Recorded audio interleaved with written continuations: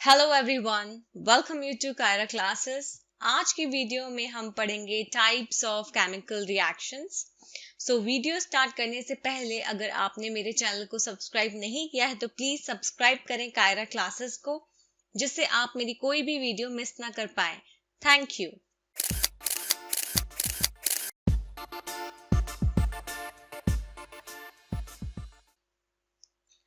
Start करते हैं types of chemical reaction से।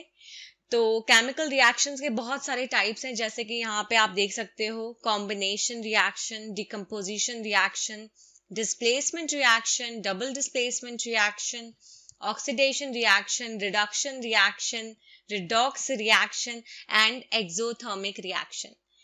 तो आज की वीडियो में हम जो ऊपर के चार केमिकल रिएक्शंस हैं उनको डिस्कस करेंगे।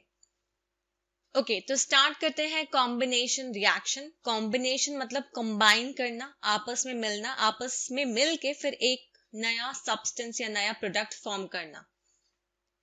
Calcium oxide reacts vigorously with water to produce slaked lime, that is known as calcium hydroxide, releasing a large amount of heat। तो कैल्शियम ऑक्साइड जो है बहुत तेजी के साथ वाटर के साथ रिएक्ट करता है और क्या फॉर्म करता है, स्लेक्ड लाइम, जिसे हम कहते हैं, अगर हम केमिकल इसका नाम बताएं तो इसका केमिकल नेम है कैल्शियम हाइड्रोक्साइड। और जब ये फॉर्म करता है कैल्शियम हाइड्रोक्साइड या स्लेक लाइम, तो उसके साथ लार्ज अमाउंट ऑफ हीट भी रिलीज होती है। तो यहाँ पे रिएक्शन दिखाया हुआ है कैल्शियम ऑक्साइड, जिसे हम क्विक लाइम कहते हैं। जब ये वाटर के साथ रिएक्ट कर रहा है तो ये क्या बना रहा है, CaOH2 which is a slaked lime और कैल्शियम हाइड्रोक्साइड। तो जब कैल्शियम ऑक्साइड वाटर के साथ रिएक्ट किया, उसने जब कंबाइन हुए ये दोनों रिएक्टेंट्स, तो उन्होंने एक प्रोडक्ट फॉर्म किया, उसे हम कहते हैं calcium hydroxide. In this reaction, calcium oxide and water combine to form a single product, calcium hydroxide। इस रिएक्शन में आप देख सकते हो कैल्शियम ऑक्साइड और वाटर जो है वो कंबाइन कर रहे हैं और एक सिंगल प्रोडक्ट फॉर्म कर रहे हैं, कैल्शियम हाइड्रोक्साइड। ऐसे रिएक्शन को जिसमें एक सिंगल प्रोडक्ट फॉर्म होता है, जब दो या दो से ज्यादा रिएक्टेंट्स आपस में कंबाइन करते हैं, या दो या दो से ज्यादा रिएक्टेंट से जब एक सिंगल प्रोडक्ट फॉर्म होता है, उसे हम कहते हैं कॉम्बिनेशन रिएक्शन। कुछ और एग्जाम्पल्स है कॉम्बिनेशन रिएक्शंस के, जैसे बर्निंग ऑफ कोल, कार्बन जब ऑक्सीजन के साथ कंबाइन करेगा तो it will give you carbon dioxide.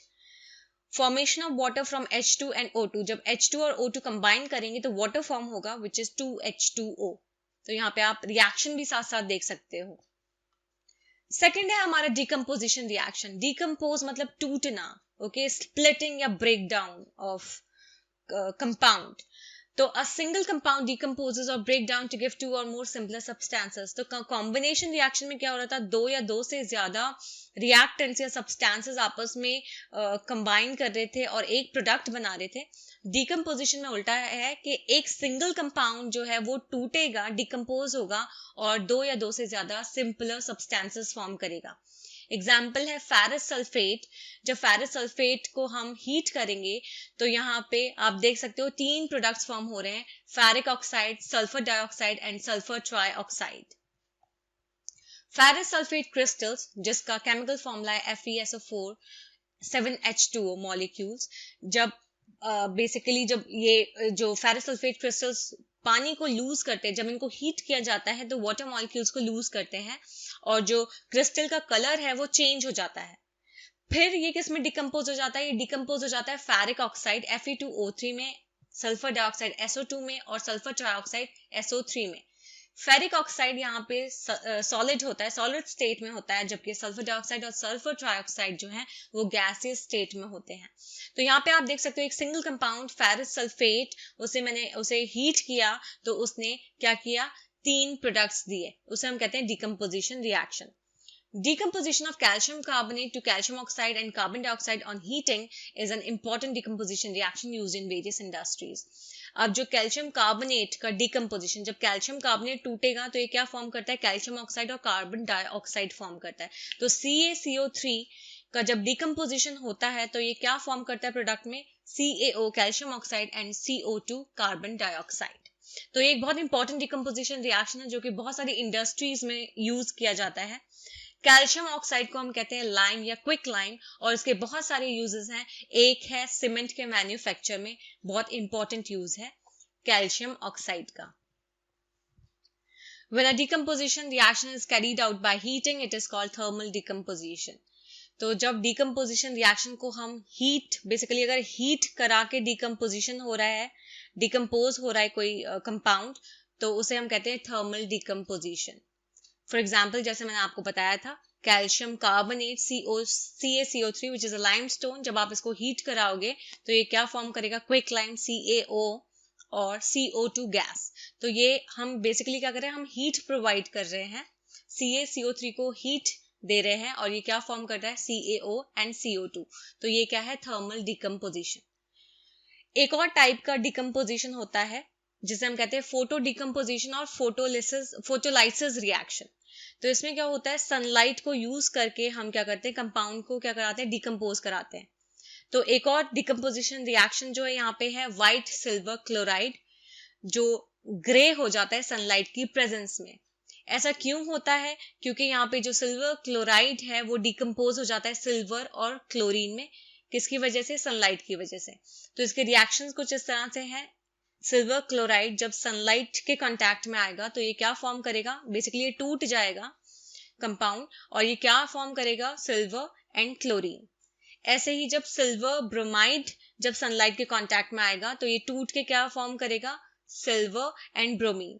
तो बेसिकली ये है एक दूसरा एग्जाम्पल डिकम्पोजिशन रिएक्शन का, या एक दूसरा टाइप डिकम्पोजिशन रिएक्शन का, जिसे हम कहते हैं फोटो डिकम्पोजिशन और फोटोलाइसिस रिएक्शन, जिसमें हम सनलाइट को यूज करके किसी सब्सटेंस या कंपाउंड को डिकम्पोज या सिंपल तोड़ रहे हैं। ये जो रिएक्शंस हैं इन्हें ब्लैक एंड व्हाइट फोटोग्राफी में यूज किया जाता है।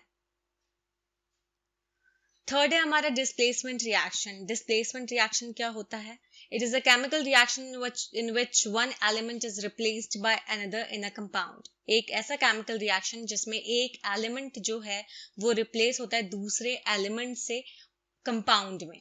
एग्जाम्पल के तौर पे देख सकते हो आप, जैसे आयरन है Fe सॉलिड स्टेट में, जब ये इसका रिएक्शन होगा कॉपर सल्फेट के साथ, तो जो आयरन है वो सल्फेट के साथ आ जाएगा, ये कॉपर को रिप्लेस कर देगा, तो ये आयरन सल्फेट बन जाएगा और कॉपर अलग हो जाएगा। और भी एग्जांपल्स हैं डिस्प्लेसमेंट रिएक्शंस के, जैसे जिंक और कॉपर सल्फेट।